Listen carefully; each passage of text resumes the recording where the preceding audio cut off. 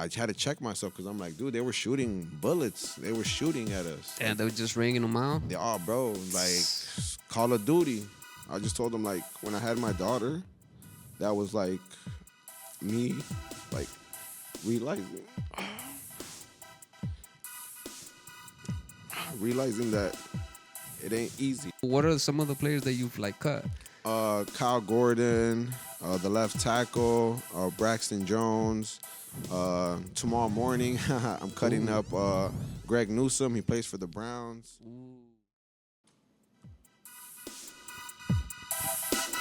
Time doesn't exist, there's more to what we see. Let's sit down, talk about it, let's just call it P.O.T, P.O.T, yeah. Let's call it P.O.T, P.O.T, yeah. Let's call it P.O.T. Yeah.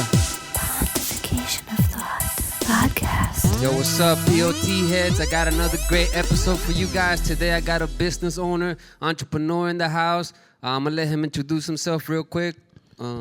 Yeah, I go by Leon the Barber. We got a barbershop in the north side by Lawrence and Elston. It's called Stay Fresh. And I also have my own clothing line. It's called Feet Above the Ground. And we'll get into that real quick. Yeah, so I guess my first question is, like, how long have you been cutting hair, bro? So I've been cutting hair for 18 years professionally, but I've been cutting hair for like 20 years. So I started when I was about like 12 years old, started messing around with this, started telling like the homies, like, let me line you up and, you know, let me basically be my guinea pigs. Because, you know, I used to G my homies, but I told them, like, don't worry, one day this will pay off and, you know, let me just get my feet wet and let me get ready. And now I'm here. Did you have like a good clipper and shit? Or? Man, I got like some straight gas station, Walmart. The walls or whatever. Yeah, like some, it wasn't even walls. I wish it was walls. It was God knows what it was, bro. But like I said, my dad was actually my first person who let me cut his hair. Oh, shit, for real? He would tell me, like, he'll show up drunk and, like, talking about, hey, man, line me up. Hey, cut my hair, you know? So that was my first person. I told him, like, let me just do this, bro, and let me get my feet wet. And, yeah, man, he stood by me. A lot of my homies that I cut to this day stayed by me, too. Yeah. So that was for real, like, inspiration for me to keep going. Yeah, so like, where did you like kind of like grew up and shit? Like, I grew up in the Albany Park, man, by like Lawrence and Pulaski. That's where I first started taking my first little steps.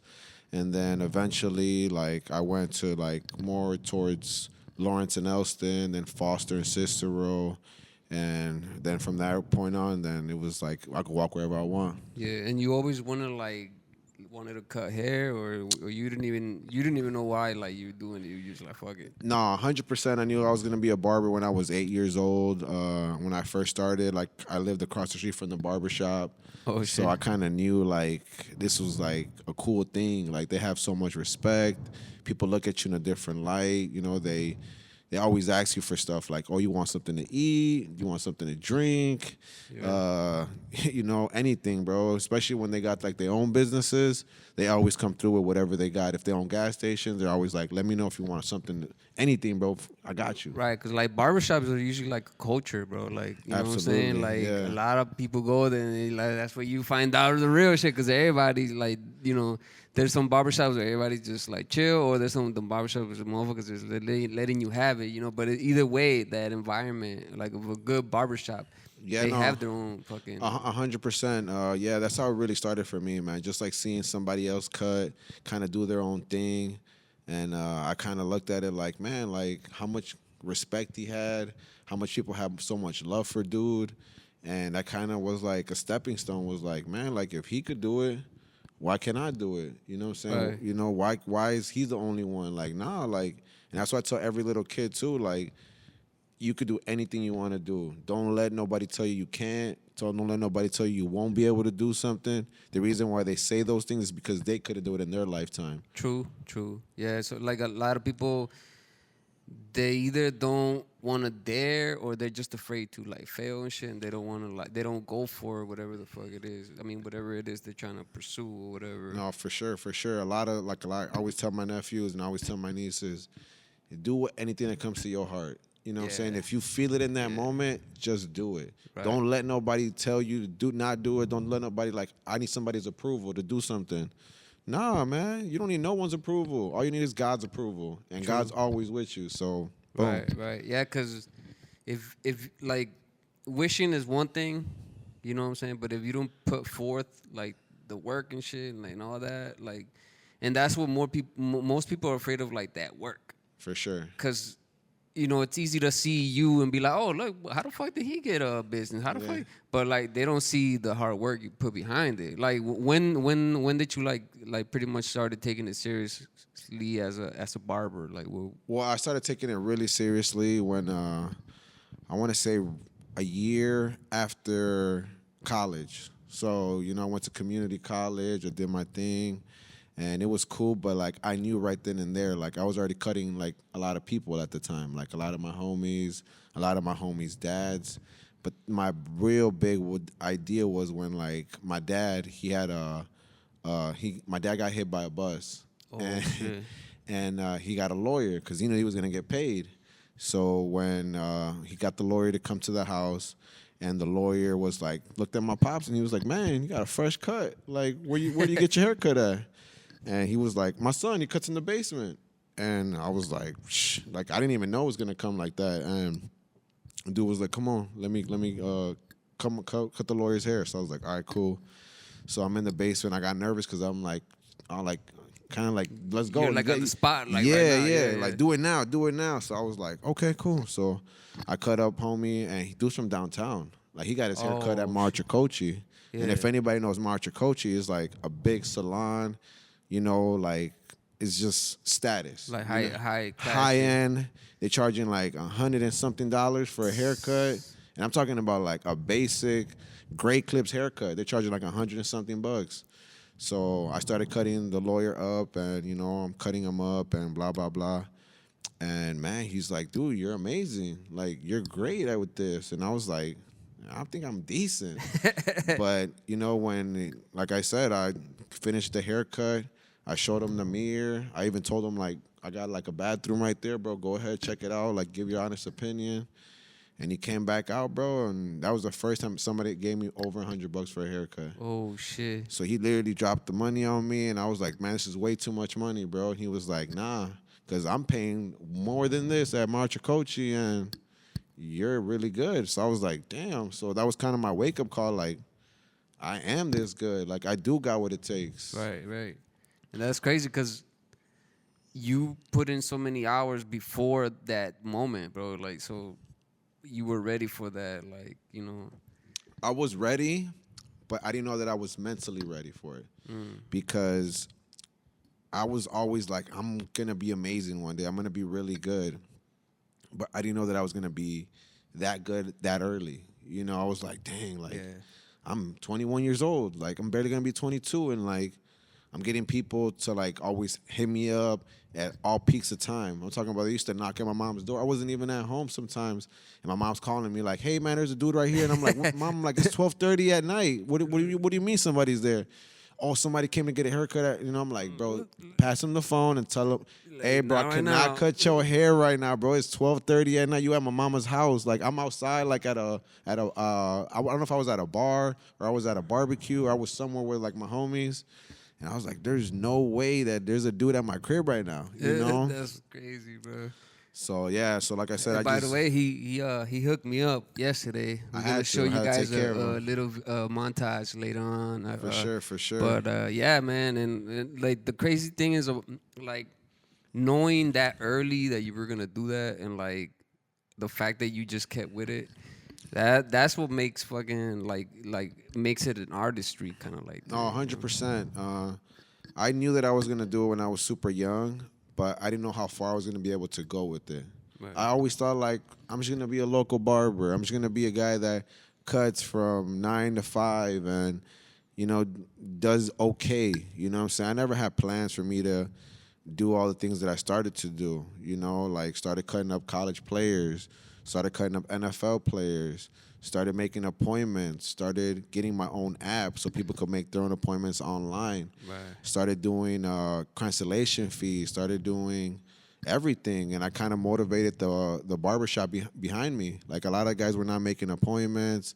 A lot of guys were just taking walk-ins, and it was cool. We were busy all the time. We always had people sitting there, but it gets annoying when you're cutting hair and you see somebody else looking at you cut like, man, what time am I next? Like, you make an appointment, you know, then you be next. It makes next. it easier because now you know you're like coming up or like you're closer, which makes it more like a business, you know. Absolutely, and that's basically what I told the rest of the barbers. And then I went to another barbershop where they kind of put me on also. They were like, you need to make appointments. Like, you can't be just having people sit here. And I was like, man, you know what, bro? They're right. You know what I'm saying? So that was kind of my stepping stone. I went out of my element and I went to another barbershop where they were taking appointments. They were doing like Booksy and so. And I was like, nah, I'm good. Like, I'm good at what I'm doing. People just call me. People just text me. And one day to the next, I'm like, I'll overbook people. You know, and I got 2 people at 3 o'clock. I got 2 people at 4 o'clock. And I'm like, damn, yeah, like who do I take first? Crazy, you know? Too. No, it got and then hectic. people get bothered too. Like, come on, man, I know you. Or so, like, I've been here, bro. I come here a lot. So you know, they give you the runaround. And, they always, man. I was already outside. You know, I was already here. I was parking, bro. I was parking. Yeah. So then you got 2 people like basically fighting for a spot, and that's when I was like, you know what, bro. He's right. Like, let me start making appointments. Let me start doing it the right way. Not just text me. Because then if you text me today for tomorrow, but then somebody texts me on Monday, I'm like, dang, I forgot about Buddy on Monday. Right. You know, right. so that's when it got hectic. It's also like a good thing that like you were willing to like learn from like, you know, your peers and stuff. You're like, you know what? Like, because that is kind of like how shit, like a lot of things are, right? Like at the beginning, you're trying to do something.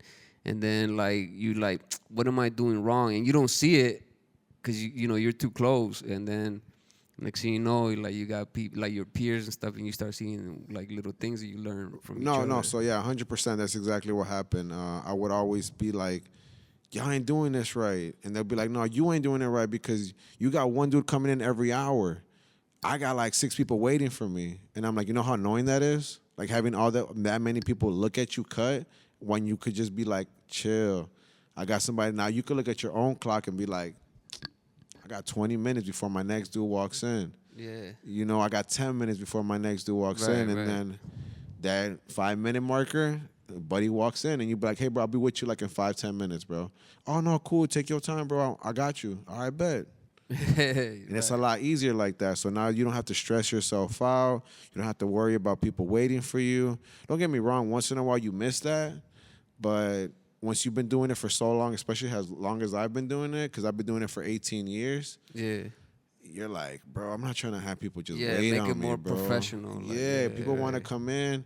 You know how nice it is to feel like when you're next and you look at the time and you're like, man, 2 more minutes before my haircut, and then you see me start taking off the cape on the next guy, and then you're like, that's love. Like, I'm next, you know? Opposite of when we used to be little kids, you got 20 dudes in front of you. You got bro. 5 dudes. Now, for real, like you made me believe in barbers again, bro. Because I used to go to like the barbershop and shit, and that like stuff like that would happen to me. Like, come on, man, I've been waiting here. Like you didn't even look my way, you know. Like, so I'll be like mad myself or whatever, right? And then dude will go outside smoke. But not like cigarettes, like, yo, smoke a blunt, drink a little bit. By the time I got to him, like, he's already a little faded. I'm like, hey, man, I just want like a low whatever. But motherfucker gave me like a super high. Line up all the way back here, bro. Like, no, trust me. A lot of times, that's why I kind of separate myself from that. Because I tell people like this, like, if you want people to pay you top dollar, you got to treat them like top dollar. Right. You know what I'm saying? You can't be telling them. Don't get me wrong. There's times, bro, where I'm running late or I'm running because, you know, I have a daughter now. So, hey, I let my clients know. Like, hey, bro, I'm going to be like 20 minutes late, bro. Like, don't show up at this time. Like, if you have a 2 o'clock appointment, hey, bro, I'm calling them at 12. Like, hey, bro, I'm running late. And they're like, oh, no, thank you for the heads up. And I'm like, cool.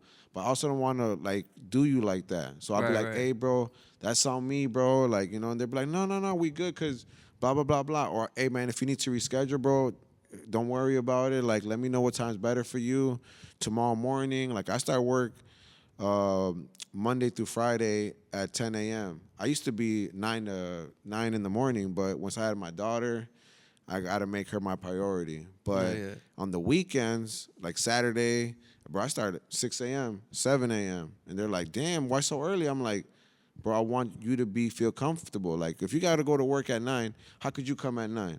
Yeah, right. Or You like got- that gives you more time to like do stuff in your day or whatever. Yeah, absolutely. So then I stay late now. I be staying at the barbershop till 9:30, 10 o'clock sometimes.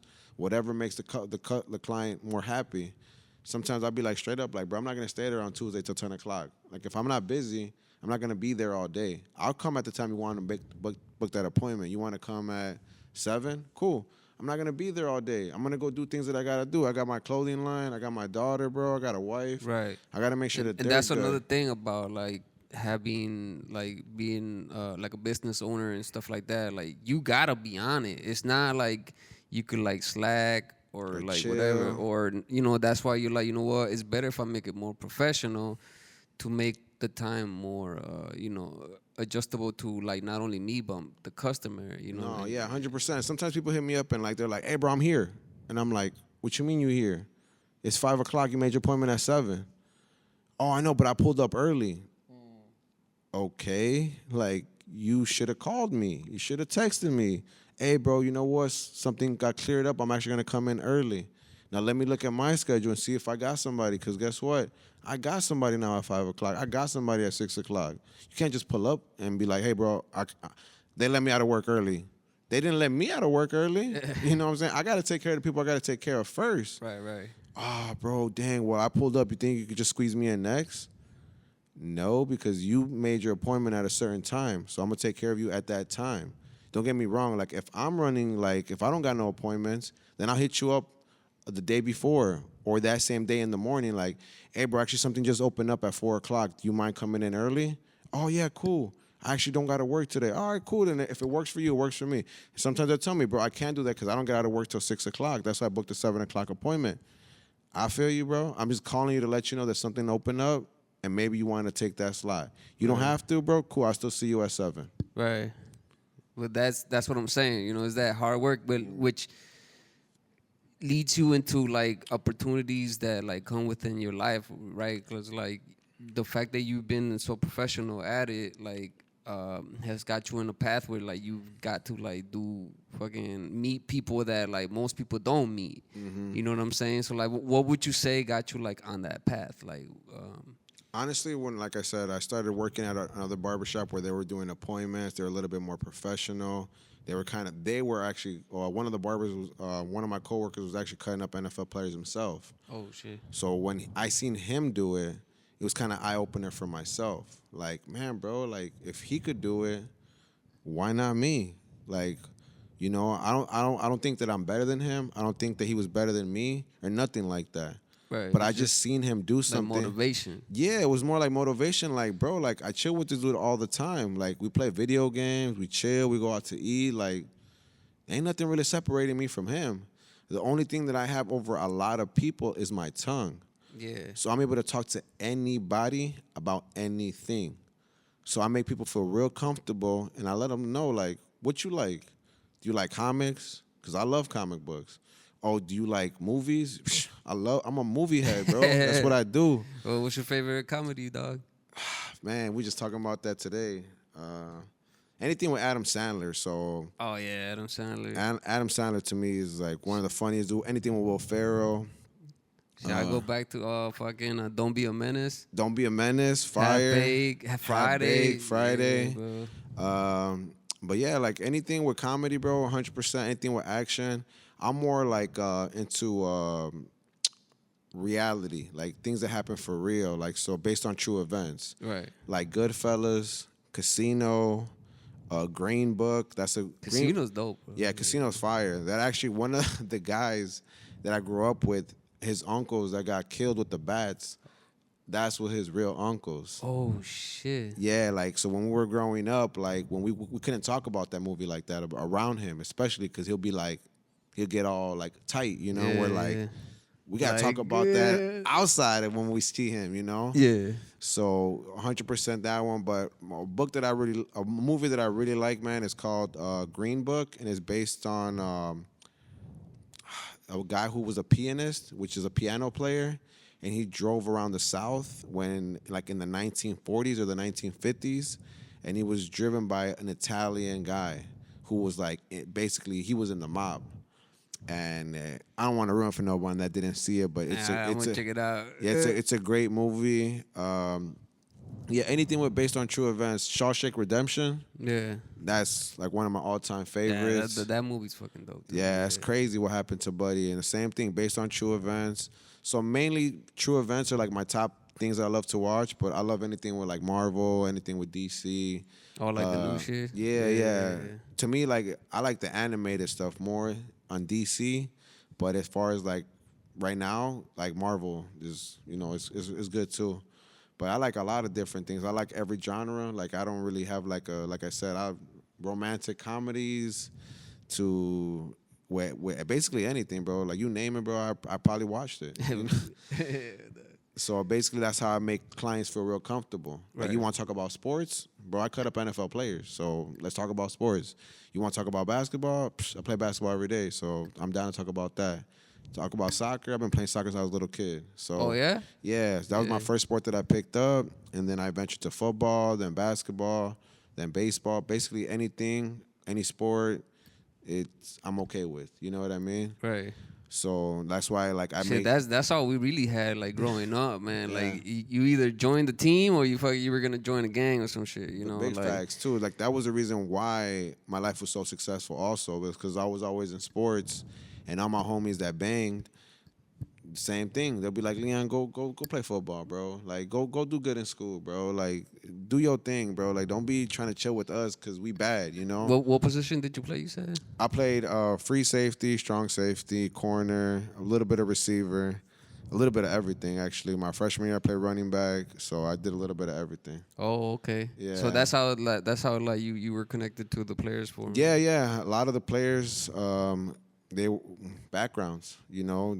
What position you play? Oh, corner, me too. Oh, you play safety, me too. Oh, you play receiver, yeah, me too. So I was able to adapt to, like I said, anybody. Like, I don't care if you're 2 years old or you 62 years old. Like, I'm gonna be able to adapt to you somehow. Old people be having those good stories, bro. Oh yeah, man. I go on the airplane. I sit next to an old person. Love. Like, they be like, ugh, an old person. But I'd be like, nah, bro, this dude got knowledge. This dude done been through some things. Let them speak their mind, bro, and you never know. I made this dude on the airplane one time, bro, just by talking about him, about God, about life. At the end of the flight, this dude's like, follow me on Facebook. I'm like, it ain't that serious, but I got you, bro. Yeah, let's That's link how you up. know he's old. 'Cause he's on Right. Facebook and shit. You know, so like anybody, bro, like pastors. So what do you like? So talking about God, like are you? I'm a Christian. Okay. So, bam, crazy. Long story short, too, how I got introduced to Jesus was through my wife. Okay. You know, she was like, you need to have faith. You need to be a godly man. And she was like, if you're not going to be a godly man, you're not for me. And I was like, I do love God. I do love Jesus. But I'm not going to say that I became a Christian for her. I became a Christian for myself. Because the day that I pass away and I get judged by God or Jesus, I don't want them to look at me and be like, you became a Christian because of your girl. You did it for the wrong reason. You did it for the wrong reasons, you know? So it took me like 2 years before I got baptized. And I took my time with it. You know, I started reading by myself. I started opening the book by myself. But she wanted me to do it like quick. Like, hey, you need to do it right now. But I was like, bro, that's not the right way to do it. Yeah. Because I think, like, eventually, whether you believe in God or you don't believe in God, you come to know God somehow, some way. Like, you know, with me, like stuff will happen to me in my life where I'm like, holy, you know, how that happened? How am I still here? You know what I'm saying? So, like, that leads you to believe, like, there has to be something higher than me. No, 100%. That's what happened to me. So when I was 16 years old, I went to go see one of my homies. He gangbanged. And if you guys are familiar with like Lawrence and Central Park, that's Albany Park. Yeah. It's a hot neighborhood. You know what I mean? So when I was 16, my boy hit me up. He was like, "Hey man, come through, bro. Let's chill. Let's smoke one. Let's burn one." I was like, "All right, bet. Like you my homie since we were like 7, 8 years old. Of course I'm gonna hang out with you, bro." And he was like, "All right, bet. So come through." I'm like, "Okay, cool." Not even 2 minutes into shaking his hand and being like, "What's good?" Instantly a car busted Yui. Damn, here we go. I looked at him. He looked at me. He's like, "Time to bounce." I said, "Bro, you run this way. I run this way, and we'll see who hit me up tomorrow. If you pick up, Yeah, we know right. we made it. So he broke one way, bro. I broke the other way. He ran back toward his neighborhood. I ran the opposite way. I was not thinking. I was just trying to run because I was trying to get out of there. Right. And man, no lie, bro, I started jumping fences. They started chasing me. They got out the car. They started, obviously doing what they got to do. Started telling their boys, like, "Hey, buddy's running down this street. Buddy's running down this street." So I obviously was getting nervous because I'm like, bro, I can't keep running forever. So I just jumped one fence and I seen a lady and I was like, all in Spanish. I was like, "Lady, let me come into your house. Like, I'm a good person. I'm a good kid." She looked at me like, "Nah, you might be bad." I don't know that, right? Right. So I was like, "Nah, lady, I swear, like, por favor, déjame entrar a tu casa." And she was like, "Okay, I'm gonna let you in, but if you do anything crazy, you out. I don't care." And I was like, "No, for sure." So meanwhile, while like she's letting me in the house, bro, I'm like, man, I'm still on adrenaline. Like I'm not even like tired. Like I'm just running because I'm trying to save my life and I'm trying to, you know what I mean? Right. So no cap, man. I finally, when like I calmed down and like my adrenaline wear off, and I called my cousin and called so and so to, "Hey, come pick me up."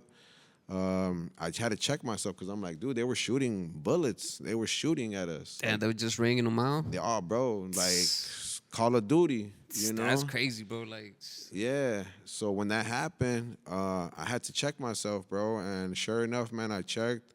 I had and this is how I know that I was super young and super, like, now I'm old, because I had an Echo hoodie on. Like Echo. like old school stuff. Like, Yes, like big 2X hoodie, you know? Right. So I looked at my hoodie. And when I looked at my hoodie, man, no lie, bro, there was 2 bullet holes in my stuff. Oh. So I for sure for a second was like, yo, I just got hit. Like I'm for sure gonna have to go to the hospital. And I'm still on adrenaline because now I got heated all over again because I'm thinking like I got shot. You're right. Bro, I checked my body. I took off all the hoodies. I took off my shorts, took off my pants just to make sure. Nothing. So that's how I knew that was my first time that I knew that God was with me. I knew that day I was like, not that I'm saying I should have died, but I knew that I could have got hit. Right. Like maybe if I got hit, I probably would have survived. One little inch this way, one inch, little, 100%. So I was like, man, that was my first time that I was like, yo, God is with me. Like I should have never, not that I should have never survived it, but I should have definitely got hit, So I was like, whew. That was my first kind of moment to me, like, be like, yo, like, time to turn stuff around, right? Yeah, like, kind of not stuff around, bro, but just make sure to start walking with faith and stop thinking that I'm bulletproof and stop thinking that I can't die and nothing can happen to me, Right. So then my second real encounter was obviously when I started dating my wife, and I went to like one of my close friend. I went to her mom's house and I went over there to visit her. And when I went over there, she was like, "Oh, she's in North Carolina with her boyfriend." I was like, oh, "Okay, cool. Well, it was nice seeing you." And she was like, "No, I just cut up a whole bunch of fruit, like watermelon, mango." And I was like, "You had me at watermelon." You know what I'm saying? So she was like, "Come inside. I just finished cutting up some fruit, And same thing. She was like, "Hey, could I ask you a couple questions? Because, God loves you." And I was like, here we go again. Typical aunt or mother saying that God loves you, And I was like, I bet. I know he loves me, but no, for real. She was like, "No, for real, I'm going to ask you some questions." And I was like, "Go ahead, ask me questions. I ain't tripping." So she started off with simple stuff. Right.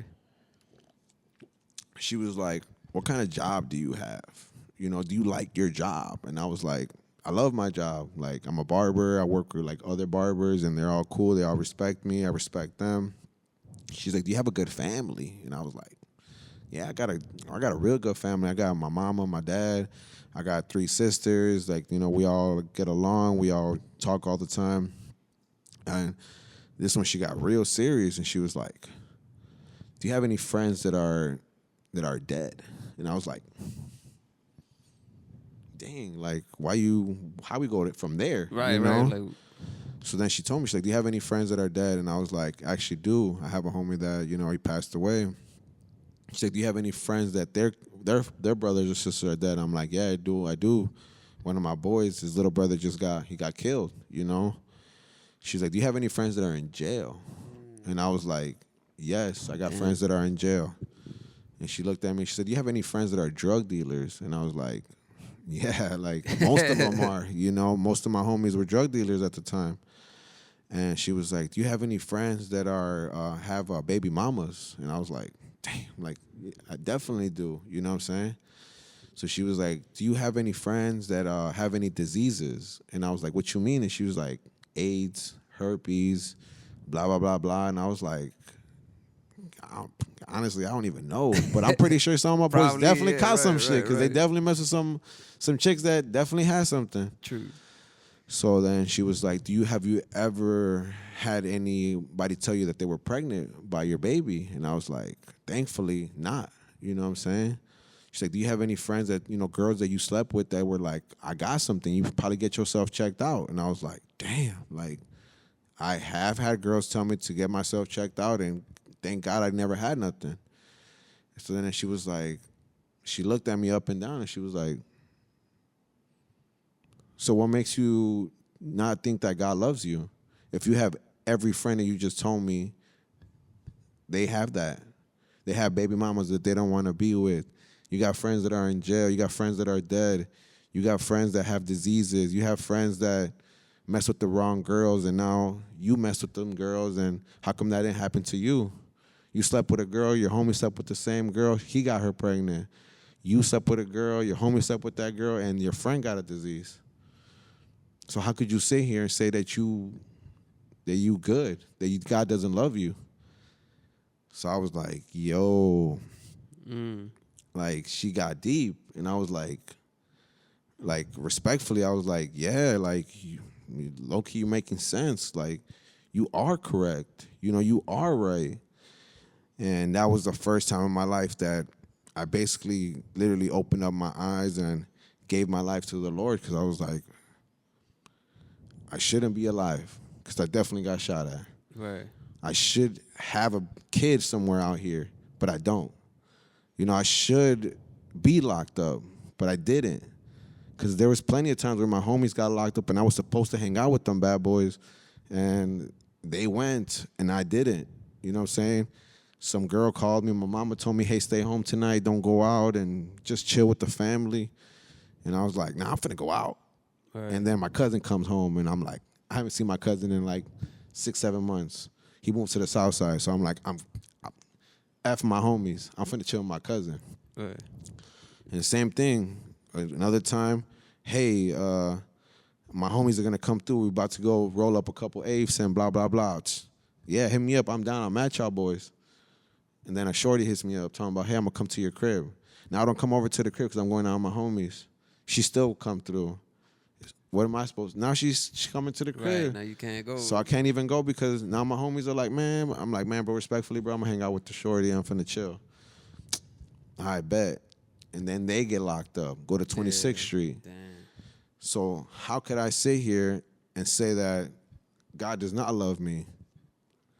You feel me? So it was more like, man, there's no possible way, bro, that God does not love me, because he could have let me fail 1,001 times. He could have let me not graduate from high school, not graduate from beauty school, not graduate from anything, you know? Right. So it was more like,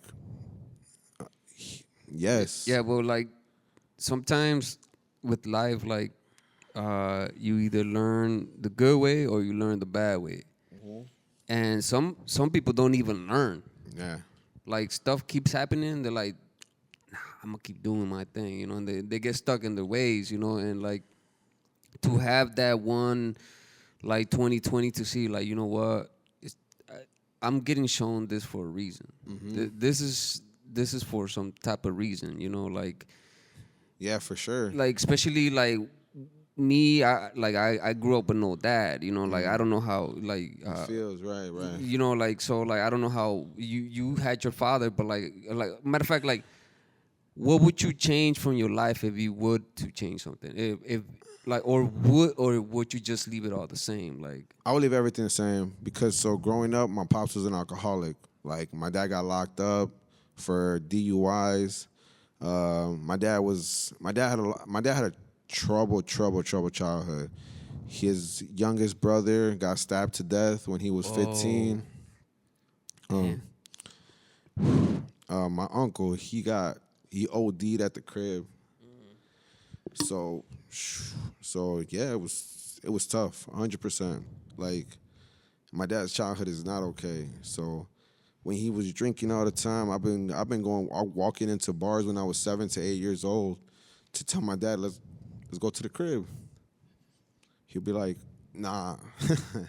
And I'm just like, come on, bro, let's just go to the crib, bro. So 100%, people always like, oh, but you had your dad in your life. 100% I had my dad in my life. He's a good person. When he's sober, the best dude. But when he's drunk, different man. But I forgave him a long time ago. Actually, when I had my daughter, that's when I really forgave him because I knew what it felt like to be a father. and that's really what makes you a man. Like, you know, like learning from that experience, bro. Like, you know, that's what like makes people strong. You know what I'm saying? Like seeing something like your experience with how you grew up and stuff, you know, and you saw what you saw and you still say, you know what, I forgive you. Oh yeah, for sure. Because when I was the shorty, I didn't. You know, I'm not afraid to say that either. I used to tell them. And God wouldn't give you blessings if you don't forgive. Oh, for sure, You know what I'm saying? When I was a little kid, I used to tell him I hate him.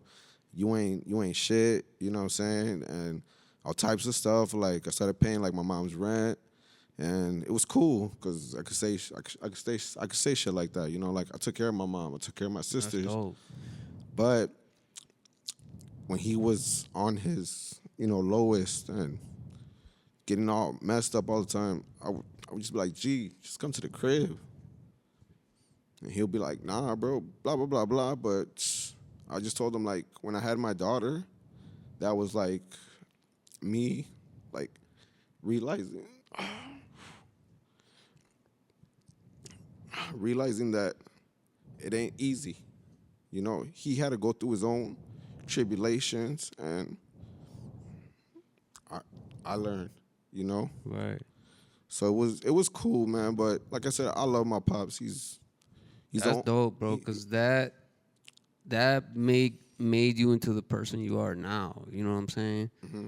And like, you know, like to be honest, bro. Like since I met you, you've inspired me. Like, and like, you know, we had a little conversation yesterday, but like right now we're going deeper into it, and it's like that brings all of us those little memories. You know what I'm saying? Some of us grew up like that, you know what I'm saying? And the fact that you're able to share that with the people, because a lot of us feel that way, you know what I'm saying? Yeah. And it takes a lot for you to be able to be like, yo, you know what? I forgive you. Oh, yeah, no. Like I said, when I seen my daughter be born, bro, like I called him. I was like, yo, I forgive you, G. He's like, what? I'm like, no, I forgive you, bro, because I learned that day, like, it ain't easy. I never lost a sibling. But for him to lose two, and like, and the way he lost them, bro, was like, I don't even know how I would be in my head. Like straight up, I don't even know what I would be doing. Like if I lost my sisters, and like, it's tough. But I told him, G, you good. From today, we good. Right. Like when I was a shorty, I didn't know how to forgive him. I was still a little boy, you know. I was still like angry. You don't know better, yeah. I was still mad, you know. But then when I had my daughter, bro, it was like, I forgive you, G, because you a man. I'm a man. We all men. So it was tough. And that gives a lot of power, bro. The fact that actually makes strength. Like that, because some people are not able to swallow that and be like, you know what? Maybe he went through some shit that made him the way he's now. You know what I'm saying? Because we all like go through like some crazy stuff, and you know, you don't know what someone's going through, bro. Like we can't read each other's minds and stuff like that, you know. So like when you see someone, you don't see how their childhood was or what they went through, you know what I'm saying? And like you saw it, you lived it, you know what I'm saying? And like, it was tough. 100% it was tough. But me opening my eyes, me actually like learning from what he went through, it helped me become who I became. So when I was a shorty, I used to always say that stuff like, oh, I hate you and blah, blah, blah. But now I look at him and I be like, yo, I love you. You know what I'm saying? He'd be like, you love me, bro? I'm like, hell yeah, I love you because... And I bet that like hits, bro. Oh. I bet that fucking hits. Yeah, because I told him, I'm like, bro, like respectfully, bro, like I didn't know what it felt like. You know, I didn't know what you went through. And if my dad was not who he was, I would not become who I was. So everybody's like, but don't you wish your dad was just there for you? Absolutely, 1,000% when I was a shorty. But now that I'm an adult, now I'm that like, you got this strength, this lessons, like all of this led you to like the higher power. You know what I'm saying? Like matter of fact, like you came up with the feet above. How did you? Matter of fact, how did you? Oh, so damn, that's another cool story. So the reason why I named the feet above the ground was from my mom. Okay. Because when I was growing up, when I was 21, I used to come home all hungover, all smacked. She used to wake me up in the morning, and she used to tell me in Spanish, "Pon los pies sobre la tierra y haz algo con tu vida," which means put your feet above the ground and do something with your life. So my mom was like a big inspiration to it. Like, man, put my feet up above the ground and go do something with my life. Because she would always tell me, you got cousins in Mexico and you got kids all over the world that would die to be in America and have the stuff that you got. Have the opportunity, right? Like, have the opportunities, have the clothes, have the parks, have everything when we had growing up. And it kind of stuck with me, but I was still, next week I'm still getting drunk as hell. You know what I'm saying? But every Saturday or every Sunday when I used to come home, again, you know, put your feet above the ground and go do something with your life. So it was kind of like always stuck with me. So I'm huge into sneakers. Like, I'm a sneakerhead. So when we put our shoes on, what do we do every single time? We put our feet above the ground. right. And then, like I said earlier, I'm huge into comic books. I love superheroes. Like, I thought it was, especially with my dad not being there, it was easy to pick up a comic and be like, I wish my dad was a superhero. Bit, right, yeah, I wish my dad was Superman. I wish my dad was, Batman. I wish my dad was somebody, And so when you think about superheroes, what do you think about them doing? Flying. Flying, doing the supernatural shit. Yeah, so what does that mean when they fly? That their feet are above the ground. Right. And then the last one was, like, came all together, was when I became a believer of Jesus Christ. When he died and he rose on the third day, what did he do? He put his feet above the ground. Right. And people could still see those footsteps of him where he walked. So it was like a combination of my mom, a combination of me being a sneakerhead, a combination of me, loving superheroes, and then me loving Jesus Christ. Yeah. Yeah, well, that's, like I said, man, like, all that, like, if you wouldn't have took those lessons, if you would have took that left turn, you would have, like, when she was asking you all those questions, like, that could have been you. Mm-hmm.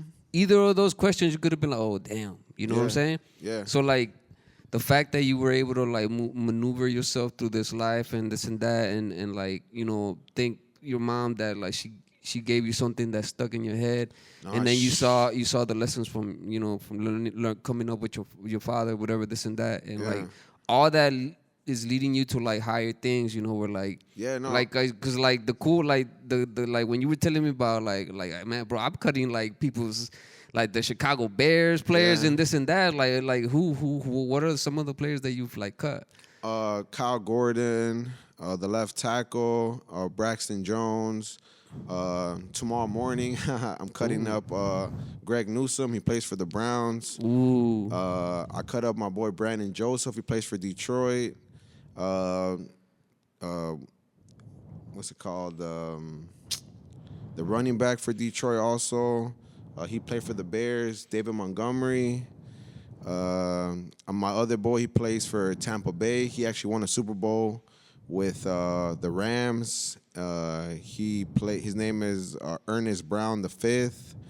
So I got all plugged up with the players from Northwestern. Yeah. So I started with cutting up one linebacker, Chris Bertman, and then that changed everything. Like some of those players went to the NFL.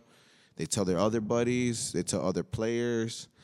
Man, so it was kind of like a snowball effect. I cut one. Yeah, like that's fucking dope, bro. And that just like that's a lesson for like everyone. Yeah. Stick with it. You're gonna go through a bunch of shit that's not gonna make you like want to keep that path going, right? Yeah. But if you stay strong, you stay with it. Next thing you know, you're in a place where you don't even believe it. Cause like that's dope as hell, bro. Like to me, for real, like shit. Like, no, for real, it's true. I got blessed, man. Once again, I got lucky. I was at the right place at the right time, and things, took a turn of events, and I kind of stuck with it. It was really dope for me, and man, it kind of, like I said, it kind of kept me pushing. And then when I had my daughter, it made me more thirsty. It made me more hungry. It made me more like, man, I gotta be on top, bro. I gotta. How long have you been married? I've been married to my wife I've been together for 12 years. This year's gonna be 13 years, but we got married in 2019, so it's gonna be 6 years this year. So she's for real the rock, bro. Like she's the one that keeps the house clean. She's the one that is on my ass about everything. You know what I'm saying? So she's everything to me, bro. Without her, 100%, I would still probably be a barber. But I became the man who I am today because of my wife. Work hard, shut up, take it on the chin. Do what I have to do I can make sure that they are living a better life. I make sure that I work my butt off so we could go on vacations. I work my butt off so we could we've been to 12 different countries. Dope. So she's the reason for everything, bro. Sometimes, what is it that they say behind every good man? There's a good woman. Right. But I feel like it's the opposite. Like behind her, man, I'm behind her because my wife is super smart, man. She got her master's degree. Dope. She's dope. Really, really smart. She's everything, bro. She motivates me to go to the gym. She motivates me to be a better father. She tells me all the time that my daughter looks up to me, and I'm like, man, me and her both look up to her, But she's everything, bro. To me, she's the opposite of me, and she's the same as me. It's weird to say that, bro, but we like different things, but we laugh about the exact same thing. So when I look at her, she looks at me, and we look at somebody else, we laugh because we're like, exactly what I'm thinking. And she's like, yeah, So, yeah, 100%, man. I love my girl, man. She's every time I meet anybody, I don't care if it's a dude or a girl, that's the first thing I usually tell them. I'm married, I'm happy. And they're like, man, that's crazy. Like, one time I was at the gym, and this girl was like, hey, what's your name? And I was like, Jessica. She's like, your name's Jessica? And I was like, damn, I can't even lie. You know what I'm saying? I can't even lie if I wanted to. And I'm like, yo, I'm so sorry. That's my wife's name. And she was like, oh, you got a wife? And I was like, yeah, I got a wife. And I knew, that's when I knew, bro, that she was the one for me, bro, when I think about her more than I think about myself sometimes. So that's dope. Like, a good union, like, really, like, when you don't have a good relationship, you can't really move as well. Oh no, for sure. You know, and like especially if you're pursuing something, or if you're doing something, if you have someone good next to you, you know, you're able to like maneuver and do things differently. You know, like which also like allows you to like do, you know, pursue your thing where you have your own business and you're running things. You got a clothing line, and you know you're doing other projects. You know, like you also have like an event coming up, right? Yeah, we got an event coming up June 29th. We're going to do hosting. We're going to do like a bartender, a DJ. We're going to have food.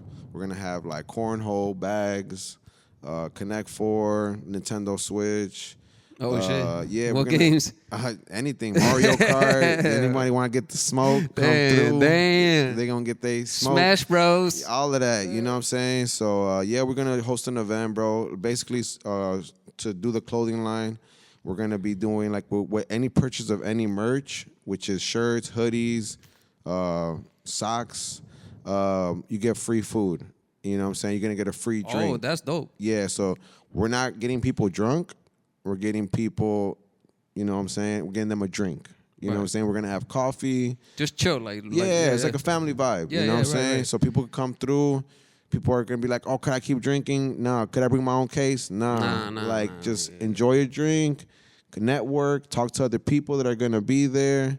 I'm hoping to have maybe like an NFL player there, but I'm 9 out of 10. I'm going to have like the players from Northwestern be there because it's going to be on a Sunday. It's going to be like, you know, middle of the, you know, camps and stuff. So if they could come through, they'll come through. You know, people are going to pop out. But yeah, no, the event should be dope. Like I said, bring your family, bring your friends. Where's the spot at? It's going to be on 4659 North Elston. And like I said, man, with any purchase of any clothes, you get some free food. But if you don't buy anything, we'll be selling food. And so, like I said, come through, pop out. Oh, matter of fact, that reminds me. You told me about that tamale torta. Oh, yeah, nah, that's a little invention. That's a little invention that I made. I'm not going to take full credit for that. But, yeah, no, me and my mom's, like, you know, I told her one time, like, make chilaquiles.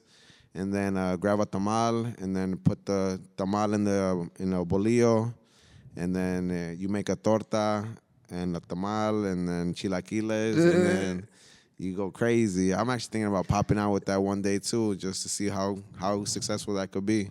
Shit, bro. Like that day you had me thinking all of it, bro. Cause like I like cooking too. Like you know, like there's something about cooking that's just cooking to me is therapeutic, bro. Like, you know, me cooking for my daughter, me cooking for my wife, like it's super special, man. Cause especially when my daughter was born, I used to always be in the kitchen, and my daughter would just look at me and be happy to see me in the kitchen and just throwing down. And man, so it's therapeutic to me. And then when I see my wife eat the food and my daughter eat the food, and they're just so happy, and they're like, I never need to go to no restaurant. I'm like, that's so dope, you know? So yeah, no, 100%. That's I love cooking. I love spending time with my family. When I was younger, I was all about the homies. But once I had my daughter, and obviously when I spent time with my wife, you know, I stopped smoking. I stopped, you know, doing a lot of different things, man. Instead of, you know, staying at the barber shop till 10 or 12 o'clock at night, man, I'm trying to come home at 7. I'm trying to come home at 8. I'm trying to come home as soon as my last client is right there, and I'm trying to go to the crib, you know. And everyone's like, man, bro, I remember we used to want to go play football all day on Sunday. I'm like, man, I want to go to church on Sunday, bro, and I want to go have breakfast afterwards, and I want to chill with my girls, and I want to see my daughter take a nap, and if I'm lucky, I'll take a nap with her, you know. But no, it's nothing like family time, bro. It's nothing like hanging out with my sisters. Like, I got 3 sisters. I got no brothers. You got a big family then, huh? Yeah, man. So I love hanging out with my family, bro. That's like, dope, man. That's like, to me, bro, to be honest, like, in my opinion, like the most honorable thing a man could do is make his family work. 100%. Because that's what makes this world a good thing. You know what I'm saying? Like, when good family works, everything's good. You know, you raise better children. You know, like women are like they feel better. The man feels better. You know, it's a snowball effect that goes like, you know, as you go on with your life. You go on with your day. Your girl goes on with her day. Your daughter goes. You know what I'm saying? And that the delightfulness that you guys have between each other is like, you know, No, yeah, it's fire, man. Like nothing brings me more happiness, bro, to spend time with my wife and my family at the exact same time. Like that's like the ultimate high to me. Seeing my daughter run around and my sisters and like, you know, making jokes and making fun of each other. Like, you know, even my homie, like I got a best friend, his name is Jordan, and I sometimes see that fool for like 6 months. And then when I do see that fool, it's like we take no days apart. You know what I'm saying? So it's like therapeutic for me to see him, to see my guys, man, to see like a lot of my friends, man. Like, and I'm lucky to say that. Like I got homies from grammar school. You know what I'm saying? We just threw like a game night a couple weeks ago, and it's like my guys since 6th grade. My guys since I was in grammar school, and man, we all chill together to this day. And people are like, you got homies from grammar school? I'm like, yeah bro. Dope, yeah. Like one of my best friends, bro. He like dude, Jesus one, like the one that he came last time when you were here. Yeah. It's crazy how we met too. Like see that's another thing where like man, like sometimes you plan things. Sometimes things are planned for you, right? Like. And like I'm like I feel lucky I met you, like facts. Like and it just happened like randomly, bro. Therapeutic, like, yeah. It was just like, you know, right place, right time. Like, and it was crazy that day because I literally had just got out the barbershop and my guy Totes, he was like, hey, we're gonna go shoot this podcast, and I was like, oh, I bet. Who you going up there with? He was like, Ricky, Fabian, blah, blah, blah, and all these dudes. And I'm like, bro, I know all them fools. You know what I'm saying? So I'm like, what y'all on, you know? Right. And I called my wife and I was like, what you about to do? And she's like, well, I'm putting the baby to sleep, so we about to knock out. So I'm like, so I'm going to go home to both y'all sleeping. So I'm like, that makes no sense. So I'm like, you know what? Let me hit him up. You know, let me get a case.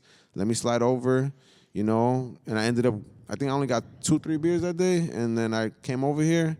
And then, you know, y'all were doing y'all thing, and I was like, you know, then they told you about me, and yeah, bro, that was crazy to me. I was like, what? Like, oh shit, like man, like, and you just never know, man. Like, and man, like for real though, bro. Like, I appreciate you coming through, man. Like, we're gonna show a little montage right now, of something we did by his barbershop.